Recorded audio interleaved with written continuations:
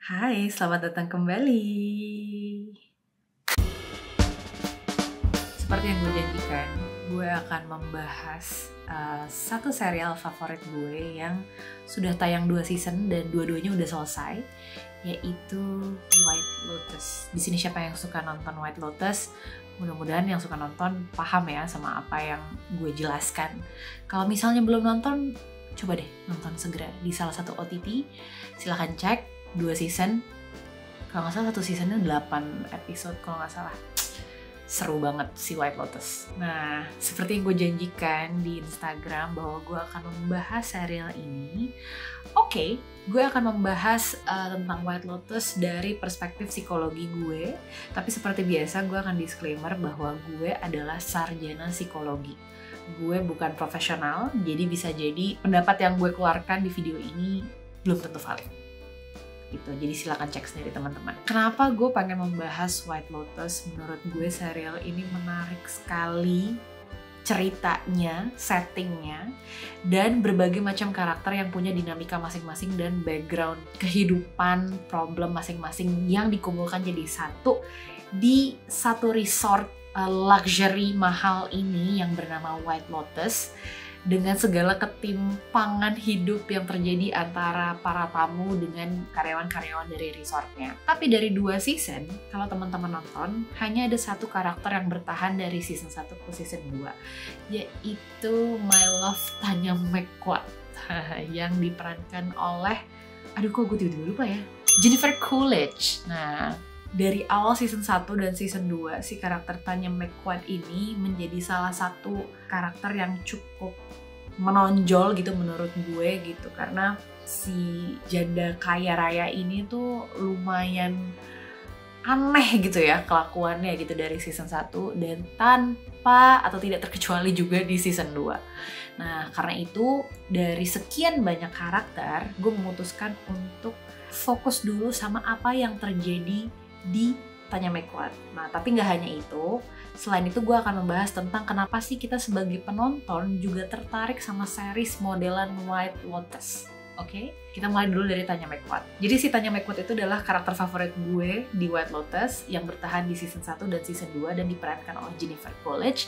Nah, dia adalah seorang perempuan yang kaya raya tapi juga emotionally fragile. Kayak agak-agak labil gitu. Kayak kita tuh suka nggak tahu bagaimana situasi atau mood hatinya gitu. Kalau misalnya teman-teman udah nonton season 1, si Tanya tuh pernah mention kalau ibunya itu memiliki borderline personality disorder atau BPD. Sebenarnya BPD ini apa sih? Jadi kalau gue cek di DSM-5 itu kayak kitab psikologi yang semuanya tuh merujuk ke situ. Di DSM versi 5 itu borderline personality disorder yang kemudian gue sederhanakan adalah gambaran seseorang yang punya low self-esteem, inconsistent sense of self, punya kesulitan dalam meregulasi emosi, kesulitan membangun relasi dekat juga, dan orang yang sangat impulsif, berubah-berubah. Nah, sebagai anak dari orang tua yang BPD, karena kan si Tanya bilang nyokapnya tuh borderline personality disorder gitu, pasti akan membingungkan buat dia gitu ya, karena orang tuanya tuh pernah merasa kalau anaknya pergi jauh dari dia dianggap sebagai anak yang mengecewakan. Jadi sebagai anak yang tumbuh dengan orang tua yang memiliki borderline personality disorder, Tanya tuh punya perasaan yang low self-esteem, punya luka-luka gitu, dan kemampuan membangun hubungan yang buruk dikarenakan ibunya yang kata dia cruel dan manipulatif. Tapi ini menarik gitu kan, karena di season 1 si Tanya ini kan pergi ke White Lotus dalam rangka untuk menebarkan abunya si ibunya ke laut. Gue lupa ya laut apa gitu ya kalau yang di White Lotus season 1. Jadi kayak ada love-hate relationship yang kayaknya kalau dari luar kita ngeliatnya relasinya baik-baik saja karena dia melakukan itu untuk ibunya, tapi di saat yang sama dia selalu mengeluh tentang sifat si ibunya itu. Ini yang kemudian membuat Tanya juga jadi punya problem relasi dengan Greg. Kalau teman-teman ingat di season 1 White Lotus, dia ketemu sama satu laki-laki yang bernama Greg, yang kemudian di season 2 menjadi suaminya, yang diperankan oleh, gue akan cek dulu sebentar, siapa yang menjadi Greg? John Grace. Nah, di season 1 dia menjadi cem-cemannya si Tanya lah ya, gitu, karena kebetulan kalau nggak salah kamarnya sebelah-sebelahan gitu, jadi gak sengaja ketemu. Si Greg ini pernah bilang kalau Tanya tuh akan dengan mudahnya discard people, atau membuang atau menjauh atau nge-cut hubungan dengan orang lain. Dan it's true gitu, karena sebelum orang ninggalin dia, Tanya tuh pengen ninggalin duluan gitu. Jadi itu salah satu bibit border personality disorder gitu yang dia dapatkan dari ibunya gitu, karena mungkin punya low self esteem, daripada orang ninggalin gue yang akan ninggalin dia duluan, menurut si Tanya. Kemudian mungkin karena berkaitan sama si low self esteem, jadi si Tanya tuh menggunakan uang sebagai alat pengikat orang. Kayak misalnya di season 1 janjiin orang bikin spa karena sebenarnya dia cuma pengen punya teman. Terus kemudian di season 2 nge-hire asisten pas lagi honeymoon. Kayak buat apa? Yang akhirnya yang gue lihat juga kayak ya emang dia tuh dia merasa dengan uang dia bisa mendekatkan orang lain ke dia gitu, meski dia harus membayarnya. Gimana nih kalau misalnya Tanya dengan orang yang memiliki masa kecil orang tua dengan borderline personality disorder gitu? Itu kan sesuatu yang kita nggak bisa rewind, nggak bisa kita apa-apain gitu. Kalau menurut Isabel Morley, seorang psikolog klinis, bilang kalau Tanya tuh emang harus sama orang yang sabar banget. Nah tapi pertanyaannya kan, apakah PR-nya cuman ada di orang-orang sekitarnya doang? Atau cuman pasangannya doang? Kalau menurut gue pribadi, seharusnya mungkin Tanya punya kesadaran lebih untuk meminta bantuan ke profesional gitu. Atau mungkin kalau teman-teman di sini ada yang merasa, kok si Tanya agak-agak mirip gue ya gitu, gue mungkin punya kemiripan, kesamaan sama Tanya McWatt, please cari bantuan ke profesional, jangan self-diagnose. Jangan mentang-mentang kita bisa akses DSM sekarang terus kayak gue tuh BPD deh. Jadi silakan cari bantuan, dan kalau misalnya aware atau mungkin udah mendengar saran dari teman-teman untuk ke profesional, jangan dianggap sebagai sesuatu yang menyerang. Siapa tahu memang kita butuh ke profesional, anggap aja sebagai regular check up. Kalau kita biasanya regular check up di medical check up, nggak ada salahnya juga untuk kita regular check up di psikolog gitu, atau yang berhubungan dengan mental. Tadi kan ngebahas soal Tanya. Kalau kita ngebahas soal semua karakter yang ada di White Lotus, jujur banyak banget.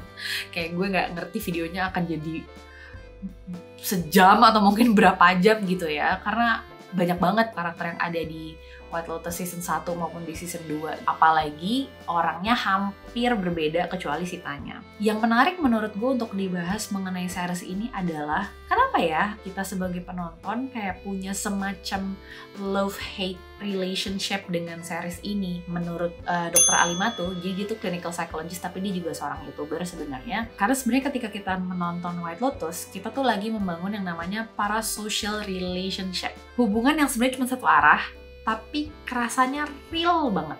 Biasanya term itu tuh dipakai untuk fandom toxic behavior to celebrity, yang kayak kita tuh ngerasa relasinya tuh real, padahal sebenarnya kita nggak kenal secara personal gitu ya sama orangnya. Apalagi dalam konteks White Lotus, semua ini tuh fiksi, nggak ada orang yang beneran. Tapi dalam konteks parasocial relationship ini bisa jadi positif, karena kita bisa ngobrolin soal Tanya, soal Greg misalnya, atau mungkin di season 2 soal Ethan. Ethan ganteng banget. Oke, agak-agak ke distract ya gitu, tapi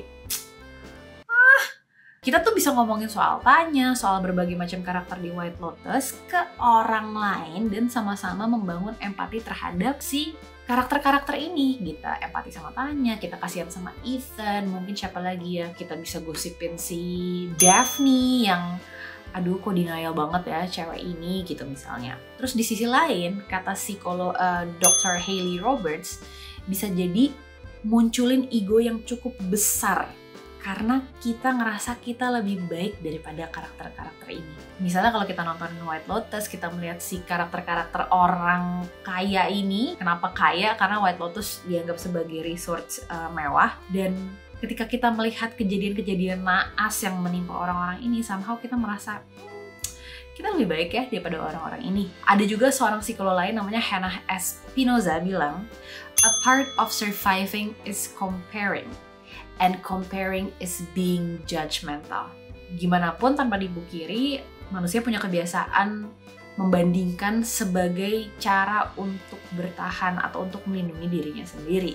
Karena jujur dalam membenci karakter di seriesnya itu proses yang katarsis banget, melegakan banget buat kita sebagai penonton ketika kita benci seseorang dan kita merasa orangnya itu lebih jelek atau lebih buruk daripada kita. Sekaligus juga membuat kita berani untuk ngikutin insting gitu ya tentang orang-orang di sekitar kita gitu. Banyak kan misalnya di season 1, season 2 karakter-karakternya tuh mulai belajar bahwa orang ini tuh bukan orang baik, yang kadang-kadang judgmental itu juga nggak selalu buruk gitu. Ada hal-hal yang ternyata itu tuh insting yang untuk melindungi kita dari mara bahaya gitu misalnya. Sama, kenapa kita akhirnya juga sangat menikmati proses menonton White Lotus atau mungkin menonton series itu secara general, karena ngomongin atau ngatain karakter fiksi itu gak ada risikonya karena gak ada orang benerannya gitu. Dan ngomongin karakter itu adalah cara paling aman untuk ngomongin orang yang sebenarnya, yang mungkin sebenarnya ada di kehidupan nyata kita. Tapi karena kita takut dan karena ada sanksi sosial, jadi mendingan kita ngomongin karakter yang mirip aja deh di series daripada kita ngomongin orangnya langsung. Nah, sekian kurang lebih itu pengamatan gue tentang series White Lotus. Kalau misalnya justru teman-teman punya insight yang menarik juga, silahkan komen di bawah. Mungkin kita bisa discuss di bagian comments juga. Gue udah lama banget nggak discuss tentang series atau film. Atau justru mungkin ada part-part yang menurut teman-teman perlu di-highlight ketika akan ngomongin White Lotus, atau mungkin serial yang serupa, atau mungkin justru ada series lain yang teman-teman anggap menarik dan pengen gue bahas. Silahkan juga komen di bagian bawah. Gue tunggu. Thank you for watching. Ada batuk suami terakhirnya gitu. Sampai jumpa di video berikutnya. Dadah!